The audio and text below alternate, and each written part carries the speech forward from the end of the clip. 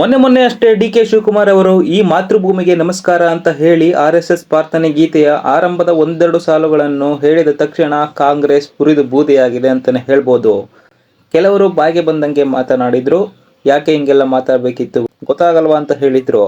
ನನಗೆ ಬಂದಿರೋ ಪ್ರಶ್ನೆ ಏನಂದ್ರೆ, ಅವರು ಏನ್ ಹೇಳ್ಬಾರ್ದು ಹೇಳಿದ್ರು, ಈ ಮಾತೃಭೂಮಿಗೆ ನಮಸ್ಕಾರ ಹೇಳುವ ಒಂದು ಗೀತೆಯ ಆರಂಭದ ಸಾಲುಗಳನ್ನು ಹೇಳಿದ್ದರು ಅಷ್ಟೇ ಅಲ್ವಾ?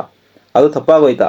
ಗಟ್ಟಿ ಬಂಡೇನೆ ಕ್ಷಮೆ ಕೇಳುವ ಮಟ್ಟಕ್ಕೆ ಬಂದಿದೆ ಅಂದ್ರೆ ಅದು ಯಾರ ಪ್ರೆಷರ್ ಇರ್ಬೋದು, ಹೈಕಮಾಂಡ್ ಪ್ರೆಷರ್ ಇರ್ಬೋದಾ ಎಂಬ ಪ್ರಶ್ನೆ ನಿಮಗೆ ಈಗಾಗಲೇ ಮೂಡಿರುತ್ತದೆ. ನಮಸ್ತೆ ಸದಾ ವತ್ಸಲೆ ಮಾತೃಭೂಮಿ ಅಧ್ಯಕ್ಷ ಹಿಂದೂ ಭೂಮಿ ಸುಗಂ ವರ್ಧಿತೋಹಂ.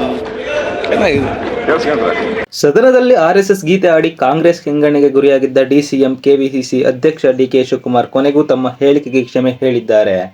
ಯಾರಿಗೆ ಕ್ಷಮೆ ಕೇಳಿದ್ದಾರೆ ಎಂದರೆ, ಪಕ್ಷದ ಕಾರ್ಯಕರ್ತರಿಗೆ, ಕೂಟದ ನಾಯಕರಿಗೆ ಕ್ಷಮೆ ಕೇಳಿ ವಿವಾದ ಬೇಡ ಎಂದು ಹೇಳಿದ್ದಾರೆ. ಒಂದು ಮೆಟ್ಲಾಗಬೇಕು ಅನ್ನೋನೇ ಹೊರತು ನಿಮ್ಮ ಭಾವನೆಗೂ ಕೂಡ, ಯಾರ ಭಾವನೆಗೂ ಕೂಡ ನಾನು ನೋವನ್ನು ಉಂಟು ಮಾಡಲಿಕ್ಕೆ ನನಗೆ ಇಷ್ಟ ಇಲ್ಲ. So if you want apology, yes, for all the Congress men, ಎಲ್ಲ ಕಾಂಗ್ರೆಸ್ ಕಾರ್ಯಕರ್ತರಿಗೆ. If you feel that I have done a mistake which I have not done, but still I am ready to apologise, seek your. ಮುಂದೆ ಯಾವಾಗಾದ್ರೂ ಅವರು ಇದಕ್ಕೆ ಸರಿಯಾಗಿ ಉತ್ತರ ಕೊಟ್ಟೇ ಕೊಡ್ತಾರೆ ಅಂತ ಹೇಳ್ತಾ ಮುಂದಿನ ವಿಡಿಯೋದಲ್ಲಿ ಸಿಗೋಣ.